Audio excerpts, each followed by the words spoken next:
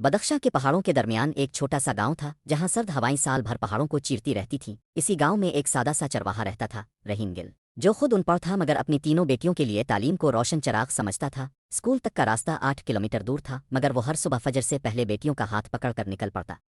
وہ جانتا تھا کہ سفر مشکل ہے، مگر علم کی روشنی ہر مشکل سے بڑی ہوتی ہے۔ جمے ہوئے دریا پر وہ بیٹیوں کو ایک ایک کر کے اٹھا کر پار کرواتا۔ اسکول پہنچ کر وہ گھر واپس نہیں جاتا، بلکہ بوڑھے خوبانی کے درخت کے نیچے گھنٹوں انتظار کرتا۔ وہ ہمیشہ کہتا تھا کہ اصل طاقت جسم میں نہیں بلکہ محبت اور قربانی میں ہوتی ہے۔ بیٹیاں روز کچھ نیا سیکھ کر آتی اور وہ خاموشی سے ان کی باتیں سن کر خوش ہوتا۔ وہ سمجھتا تھا کہ والدین کی چھوٹی کوشش بھی بچوں کی بڑی دنیا بدل سکتی ہے۔ گاؤں والے پہلے اس پر ہنستے تھے کہ اتنی دور کون لڑکیوں کو پڑھانے جاتا ہے، مگر جب انہوں نے اس کی بیٹیوں میں تبدیلی دیکھی تو وہ بھی سوچنے پر مجبور ہو گئے۔ جلد ہی دو اور خاندانوں نے بھی اپنی بیٹیوں کو اسکول بھیجنا شروع کر دیا۔